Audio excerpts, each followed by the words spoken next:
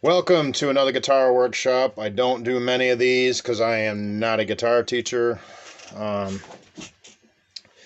I do like to do the workshops just to kind of bring some perspective into my audience for, what I do in the inner workings here in the lab. And so the focus on this workshop is arranging parts. So we can just get right into it. I've gone over solo techniques, some theory that I draw from and learn from, and treble and bass clef, of course. I do the same on bass. I've done past workshops on riffing. I've done past workshops on how I build song skeletons which create full version songs and things like that. So I haven't really done anything that I remember on arranging parts. So I think I may have done it on bass a while ago, but I don't remember doing anything like that on guitar recently. So we'll get right into it. Let's get the cam all set. All right, looks like we're all good. Golden. No special effects. No, you know what I'm saying? No nothing. We're just rolling live here from Northern Vermont, USA. Got the Kramer plugged in and ready to go. The volume is on 1. How about that? It's on 1 for clean and for dirty channel. Don't want to turn it up much more than that, or it'll melt my face here, and it'll come out not good on the recording. It's too close to the cam. So anyways, so I'm just going to get right into it. We can just start with some clean guitar here. I don't have a processor hooked up or anything like that. I'm just going either clean or dirty, and it can support this workshop and what I'm doing today. So when I'm arranging parts in a particular song, as I've explained before, I normally do the rhythm guitar first, then the drums, then add the lyrics, and I usually do the lead guitar last. Or if there's a bass solo or anything like that, any kind of soloing is usually the very last step that I do in creating a piece of music. That's just the way I do it. Whatever works for you, and it may not be what works for me and vice versa, but this is what I do. So I'm just we'll just create something here just for example purposes.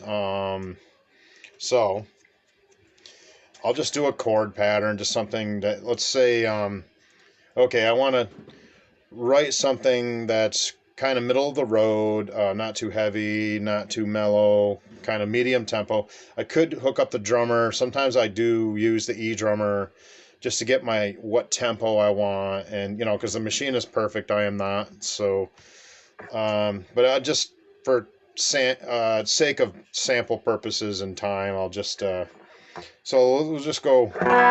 I'll just play in B, and I'll just do a basic chord pattern, and then I'll show you how I kind of build and arrange from there. So we'll start in B, like open position.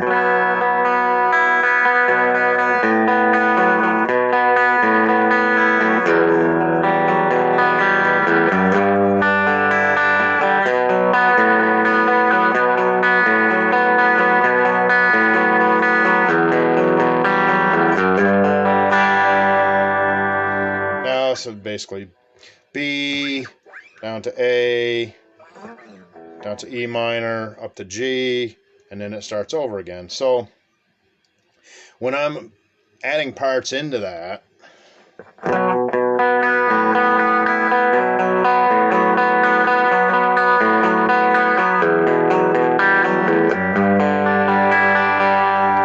now obviously there has to be a certain amount of measures within that, the context of that phrase, when it's supporting lyrics. That's why it is good to start with lyrics sometimes. It depends on what you're doing. I don't know. I'm trying not to scatterbrain on you too much, because I do use different methods depending on the effect I'm trying to get for the song. Sometimes I have pre-written lyrics that maybe I wrote years ago, may or may not have written music to it. Maybe I forgot the music to it because it's been so long.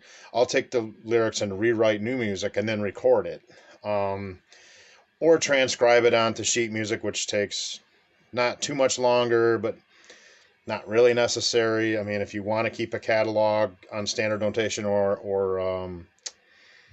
tablature of what you write, of what you're writing, then it certainly is good to keep your reading skills sharp, of course. There is that option. I don't do it a lot. Sometimes I'll do it if it's on something I don't want to lose track of, or am I going to play this song again in the future type of thing, or then I can draw from that. Like, I'll do it more with bass than I do with treble clef. Absolutely. Especially with song skeletons, because then I build from that. So it's really all about building blocks and number of measures on the stave, and number of measures that I'm writing for each section, turnarounds, and what I call connectors, which is basically when you're coming through the end of a section and another part is coming up. So let's say, I'm not going to play this in real time. Let's say I'm at the tail end of the A section, which is in B minor. In this case, I'm using open position B. So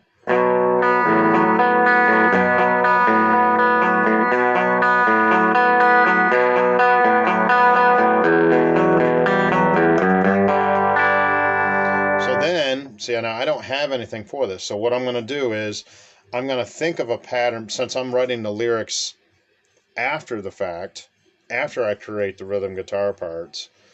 I'm thinking of lyrics already, of what's going to fit in there. What is the theme of the song? Is it something dark? Is it something creepy? Is it something commercial? Is it something lovey-dovey? Is it, it just depends on the feel and the mood you're trying to create with what you're writing. And that's what I always think of is, okay, what is this going to be? So this would be kind of a middle of the road, I guess kind of grunge rocky, commercial rock, kind of in the middle there, somewhere in between those two. Hard rock.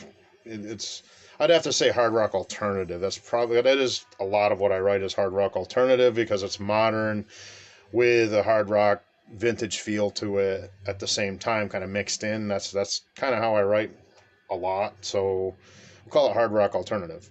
It can be classified in different genres depending on your interpretation, but for me, that's what I call it. So coming in, when I walk up to the G from E minor, so now I need to think of something that's going to go in there. So, or, come into the next section. So am I going to do a quick, and also what is that next section? Is it going to be a quick chorus? That's pretty quick to just do one verse and then go right into a chorus, but you can do it. I mean, the sky's the limit as far as, your imagination goes and what you think is going to work for the song as you're arranging and putting these pieces together in the measures. So what I would do is I would experiment. This is where the part comes where maybe something isn't going to fit. Maybe something isn't going to sound right. That's okay, because this is a building process. It's not supposed to be perfect the first time around. Sometimes you get lucky and it is, but that's just not reality most of the time, So what I would do is I would go step it up to D.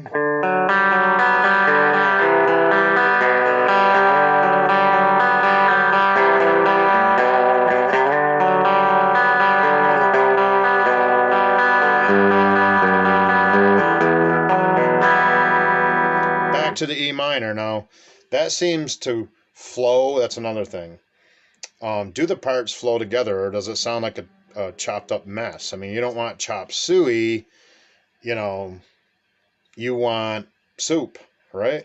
You want something that's all the ingredients work together, right? I know it's a weird analogy, but it works. The flavors you're putting in there, you know, spices, Tabasco, don't forget Tabasco.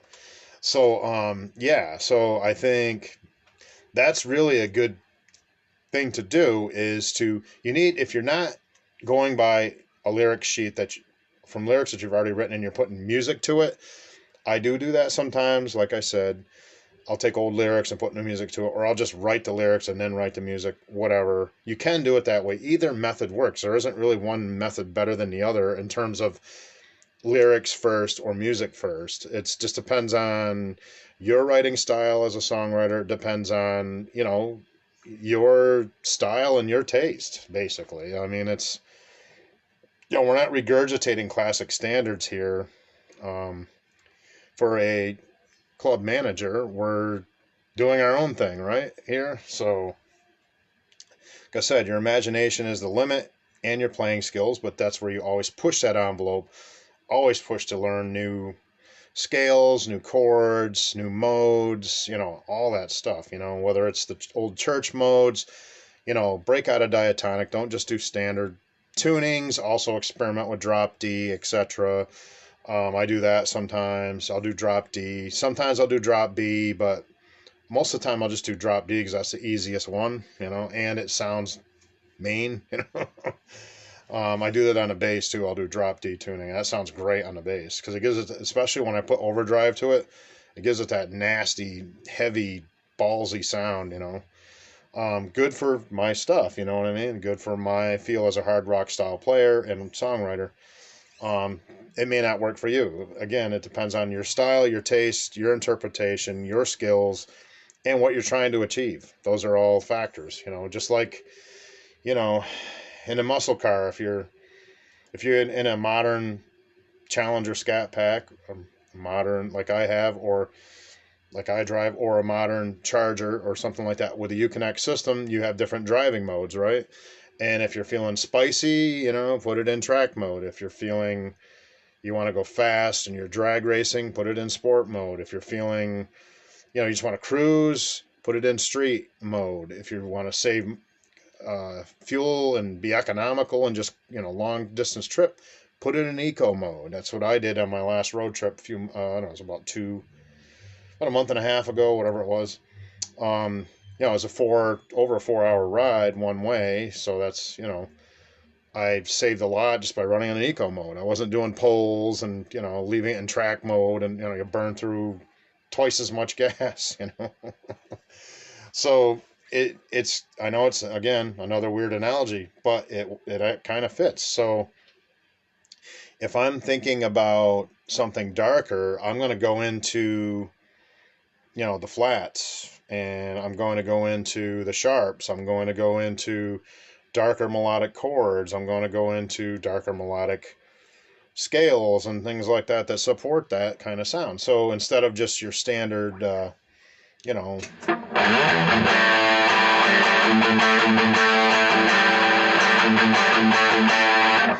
I'm going dark mode, I'm going to be going.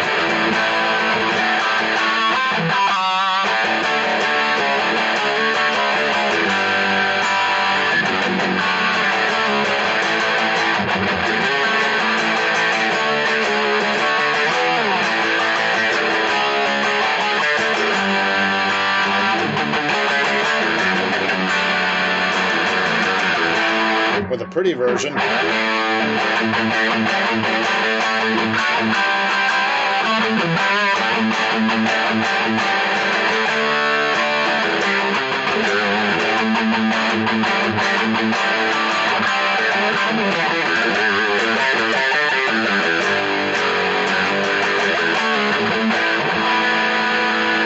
You see the difference there?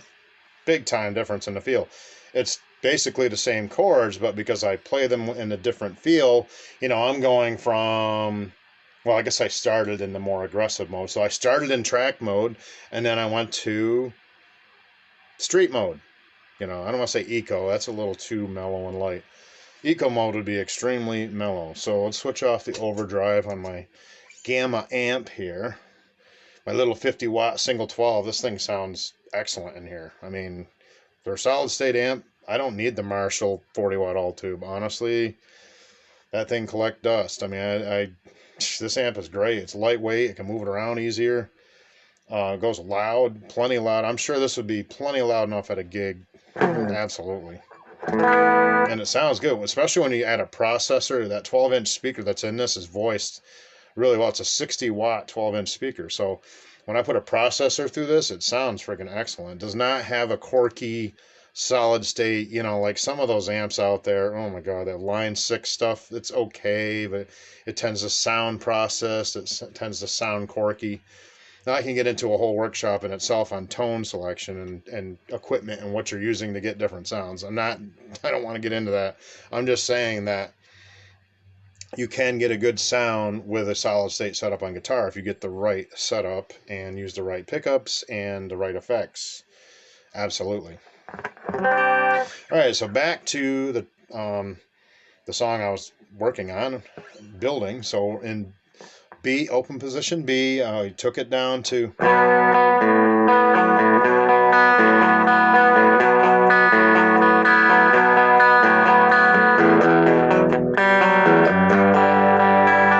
now that being the last measure, then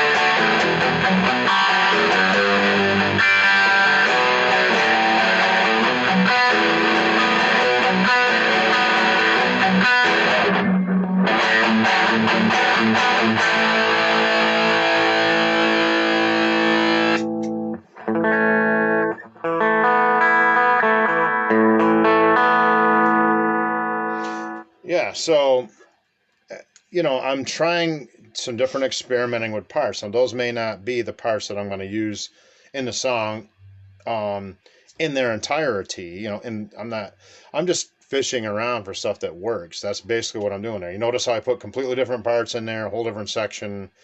It's because you have to try that kind of stuff. If you don't experiment and do, push the envelope, maybe it's going to sound bad. Maybe it's not going to sound like it matches the rest of the song. I mean, that's just what you have to do as a creative artist, because you're not regurgitating somebody else's material. You're creating it yourself. So, in that being said, you need to experiment. What do you think all the big dogs did? Yeah, they didn't just, come out with it.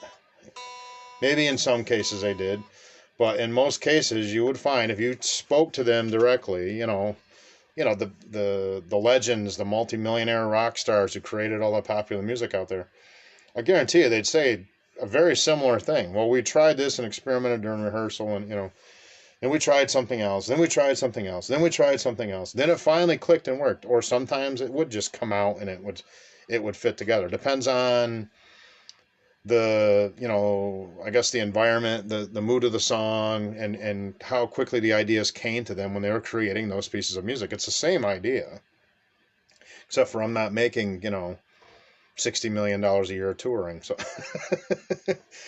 I'm just here in northern Vermont, driving my muscle car and jamming for all of you. So there you go. So, I mean, I think basically it's just the same concept as works. It works. It'll work for you. It works. It's worked for me for countless years. You know, I've played on a number. I have what? I think I named off my solo albums. I have like what, 5, and then a demo that I did with one of my old drummers. That was just a gig demo with cover songs on it. Let's see, I did Driving and Crying. I did a cover of Ramblin' Man, which actually came out really good. I've still got that in my catalog. Did a cover of modern Black Keys song there, Lonely Boy, which it's a pretty easy song. Did a good cover of it with this drummer though. Sounded really good. I did the bass part and the guitar and the vocals, and he did the drum tracks, of course, right here. I have the recordings. That actually, some of that's out there. I don't know if I still have Lonely Boy on either of my platforms or not, but I know I have it on MP3 disc anyway, so I could re-upload it if I ever wanted to. And then I did, let's see, I did Fly Me Courageous. I think that's still out there too. I did the Black Keys, Lonely Boy, those 2. I think I did 5 songs. Yeah. And then I did what was the other one? It wasn't Rock This Town. There's those 3, and then there was another one. Oh wait. No, I did do an original. Yeah, I did All My Best Wishes. It was like early 2000s pop rock song that I've written. Some of you probably have heard that song. Some of you probably not. But yeah, All My Best Wishes. I did that one. So there was those 4. And I can't remember if I did 5 or not. I have to go back and look at it. It's been like, before the pandemic. It was been like 3, 4 years now. I think 4 years. Yeah, so I don't remember if I did a 5th song on that. But anyways, that was called Out From Under. Duo project. It's called Out From Under. And that was something that the drummer had created, a name for the project. I wasn't going to use August Theory because August Theory was never intended to be a gigging cover project. I did make some business cards and tried. I do have a whole set list of cover songs that I know on guitar and vocals and obviously on bass. I know tons and tons more on bass because that's where most of my professional experience is. I used to get on stage occasionally, do some guitar songs with reverse spin. I remember I used the rhythm guitarist's guitar. I would play like 2 songs. I'd do the vocals. I do Sedated from the Ramones, and I would do there's one other. Yeah, Police on My Back from the Clash. I used to do those 2, and actually 3. I did Melt With You from Modern English too. I did that one too, and I would do 2 out of those 3. There's only certain songs that would work for a dance rock, classic rock band like that, and that's why I selected those songs. And I knew my voice sounded good with those songs.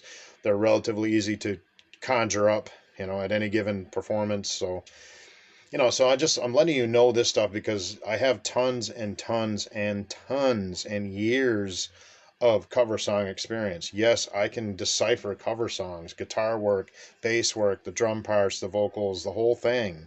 Yes, I can do this.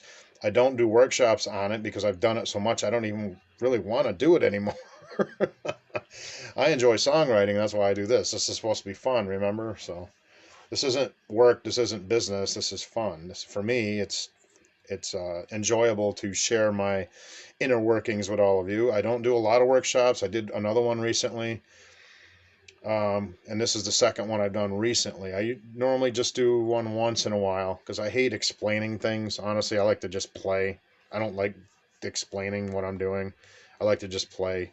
That's really it, Well, I'm a performer, so I like to play. I'm not a teacher. I don't like to explain everything in theoretical context of what I'm doing. Everything I'm playing all the time. It's just drives me nuts, It's like, it's like a well-tempered clavier of my brain, So let's get back to what we're supposed to be doing. So when I add a hard rock edge to those parts,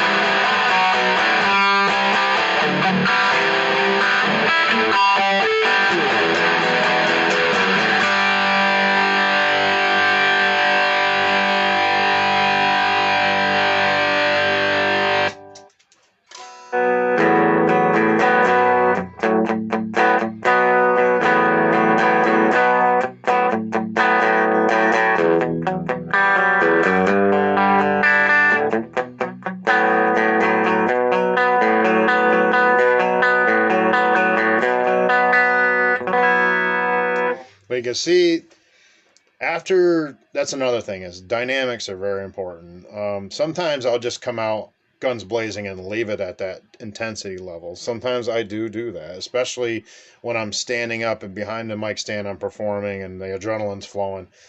Yeah, you'll see me kind of do that a bit more, but dynamics are important, super important. Like after I think this would be the type of song that I would do some serious dynamics with and breakdowns and stuff like that. So I would go from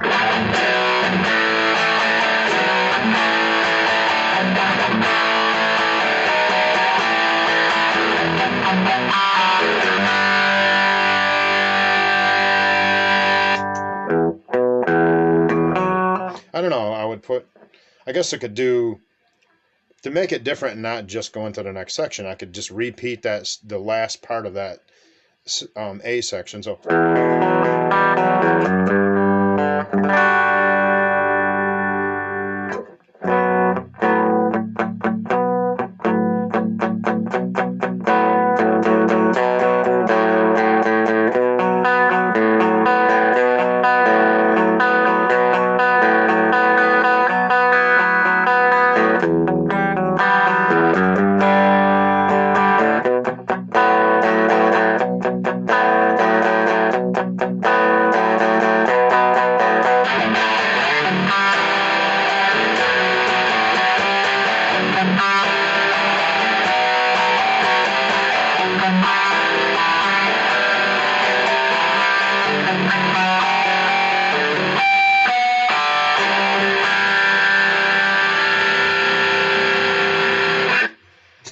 you see how that juxtaposed? Just take the same parts, add the overdrive, take it away. Add the overdrive, take it away. It gives you a total different feel for the same exact part. And plus, I'm giving it a little different picking feel when the overdrive comes on than I am when I'm clean with just a straight, clean guitar sound. So that's another thing is that's something that can't be taught really. It goes back to what I've said on other instructional videos. Taste can't be taught. I can't teach you how to have good feel for the guitar. You have to learn that through your own practice and feel. There's a lot of these guys out there. I see them out. Yeah. I know all that. I know all the theory. I know everything. Then you hear them play, and it's like they don't really sound that good. It's like, okay, well, you're playing out of key. That song sounds like a robot's playing it. This doesn't sound, and yet they claim that they're great and everything, but it's like I see them play, and it's just like, okay, whatever you say, man, I'd rather hear my own playing in most cases than anybody I've seen around here. But I think, it's just a matter of your frame of mind of when to apply overdrive or not, and when to change the arrangements or to change or not to change is the question. No, I'm not getting into Shakespeare. So, so let's try a third part. We're getting there.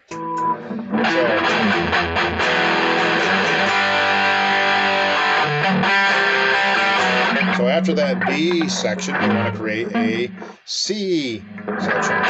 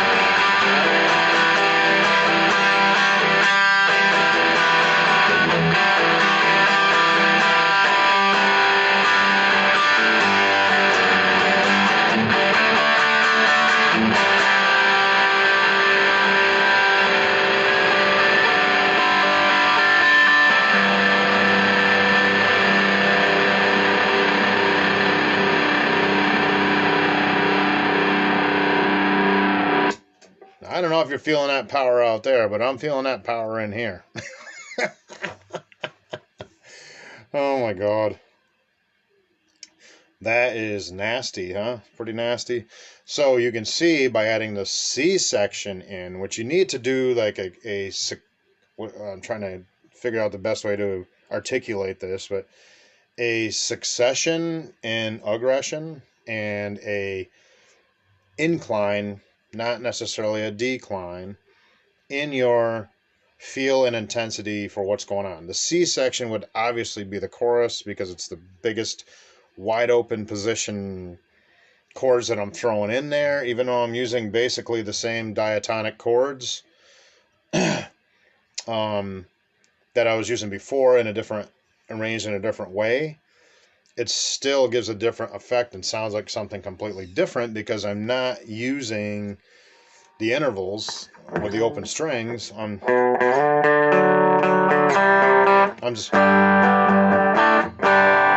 just using the open chords, So you can change it up, use partial chords to do that too. I do that all the time. Instead of playing a minor 11, I'll just play the A minor. Or, sorry.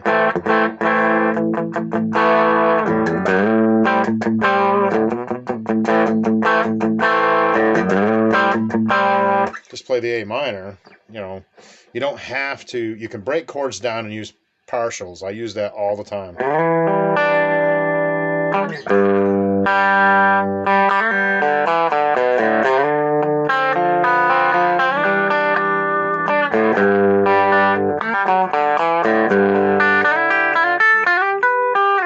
I'm just fooling around, but yeah, I mean that's what they call intuition, instincts, but instincts can't just be doing whatever, willy-nilly, half-hearted, whatever you want to call it. You need to have some sense of organization, but you don't want to overthink it. That's that balancing point that I told you about before in the other workshop. Play without overplaying. Okay, you can figure out all these trills and a million different notes in a piece, and that's great, but if it doesn't fit the song, then you just basically spend all that time deciphering that and playing it and performing it into something that doesn't even work. So you have to have, I should call it, writer's intuition, common sense about what works for that particular song. Are you going to be playing an aggressive solo with a lot of notes? Great. If that fits the song, great.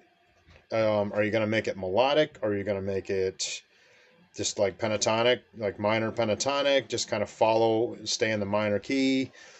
That works great for E minor and C and, chord patterns like that. As long as you stay in the minor mode. Like I did this experiment before, and I told you this, I did actually go into a major scale in the midst of an E minor key, which to some, it's like, well, what'd you do that for? Well, it's because I don't want to say I was experimenting during a performance. I did write it like that. It did come out sounding a little differently than what I had planned when it was in the full performance mode in the set. But then I said, I'm not going to delete a whole set just because I did one thing I wasn't really sure how it was going to come out until I actually played it. And it sounded a little dissonant, but again, it was kind of a dark theme to the song, cryptic, So it kind of worked. Was it 100% of what I was looking for? Probably not. Sometimes that happens. Sometimes you have accidentals. Sometimes you have dissonant intervals that will work in a song because that was the feel you're trying to get for the song. Now, obviously, if you're doing a cover song, that's not really that's a whole different mental framework that you're working off from because you got to play those specific parts, You're going to need to learn those parts and play those parts, not your own parts, those parts. And of course, you can do improvised solos and things like that if the song allows it. And, there's plenty of songs that allow improvised solos. It doesn't have to be a note for note exact, from the original artist. I mean, not always. Sometimes it does, like some of the Hendrix stuff, you really want to play those lines because everybody in the entire planet knows those melodies, especially on his guitar. So if you're doing Hendrix stuff, yes, you can do a little bit of improvising your own stuff and put it in there, but you really want to make sure you're following those melody lines that he wrote because that's what gave it the signature sound to begin with back 50 plus years ago. I mean, hard to believe he's been gone over 50 years. Well, he died like 3 months before I was born. I think, wait. No, it was more like 5 months before I was born. Something like that. So, yeah. So, yeah, he's been gone a long time, man. But his music lives on forever, of course. So, anyways, let's do a cam check, see if anybody's joining me during the live feed today, and we'll continue on with the workshop. Let's see. Oh, yeah, cool. All right. Very cool. All right. So, did the A part, the B part, and the C part for that created piece. That piece is created just for this workshop. No, it's not complete. It's not even a song skeleton yet. I still would have to put a few more parts in there to complete it. I'm just going to do 3 parts. That's fine. I'm not going to go into creating an entire song right here. We'll be here for over an hour. But I will do a little bit of experimenting to what I think would work to put on a 4th part in that song. I'm not going to cement anything. We'll just let you see what I do. So I'm going from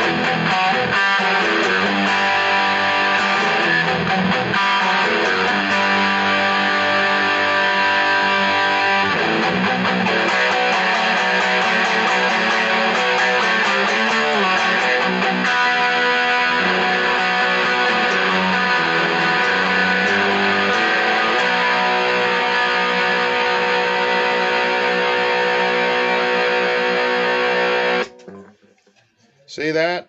Now I just did a 4th part in there.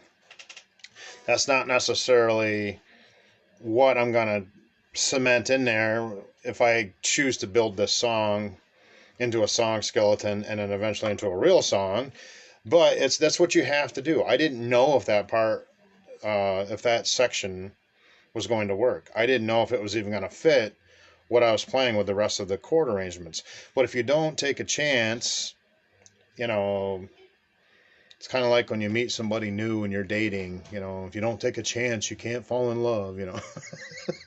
Well, it's the same idea. If you don't take a chance on that maybe you're going to screw up, then you're not going to know if it's going to work or not. Absolutely. I mean, you need to know what's going to work and what's not. Now, what I'd do is I'd go back, since the first three A, B, and C sections I know would work, I cemented those in. See, notice how I played the same parts. The D section, however, is still on the chopping block, so to speak. I may alter it, change it, not use it at all, or stick with it. It just depends on how the lyrics flow. So the next step would be finish the D section out, put a bridge in there, maybe two bridges of the same, one extended bridge, one start with a shorter bridge usually, and then extended bridge towards the end of the song somewhere in there. And then I would start lyrics. And once I get the lyrics through to flow with all those parts, then I would write, in the drum parts and everything in the bass parts. Then I would work on the guitar solo. Bass riffs, if there's any in there, specific parts of the song where it works and fits. That's that taste thing again. The feel of the song, the feel of the bass, the feel of the guitar, all have to kind of jive with each other, so it looks like I'm actually playing with more people than just myself.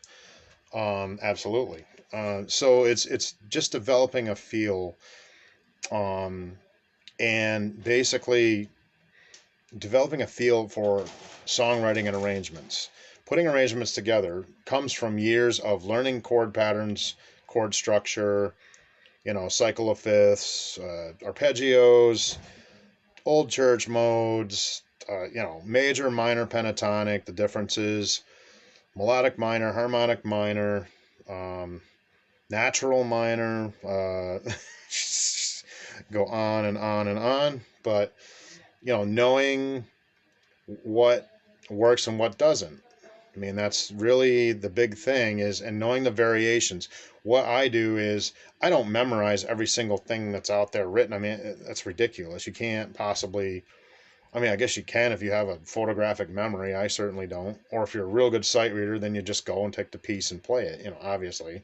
That's where it doesn't matter if you remember it or not. You've got the sheet music in front of you, right? Treble clef or bass clef, whatever it may be for whatever instrument you're doing. But that's a whole different mode of function. So that would be a different type of workshop. This is strictly just creative stuff here that I'm telling you.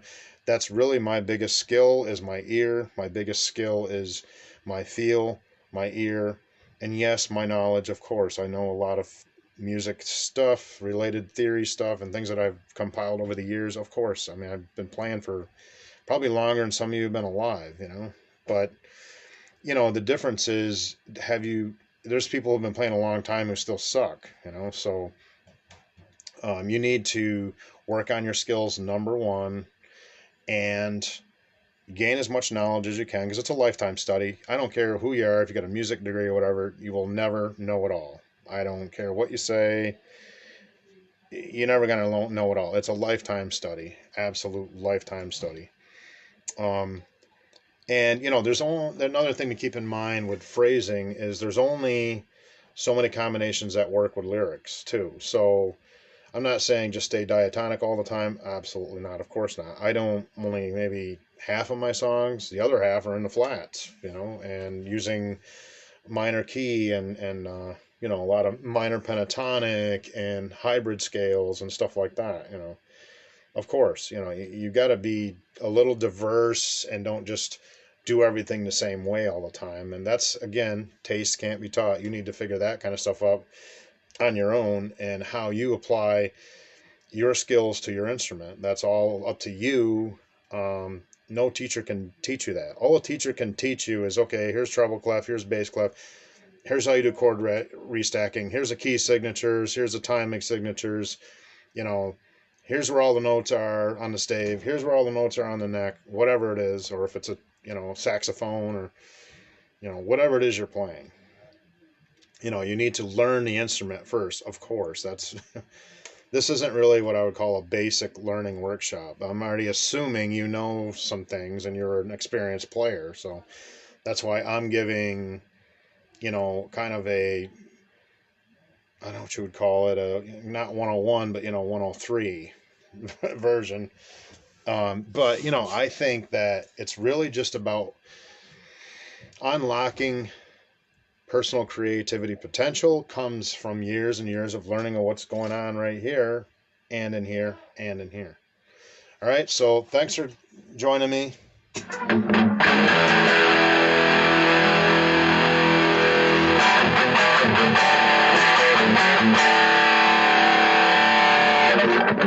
Basslightning. Until we meet again, keep it loud, keep it heavy.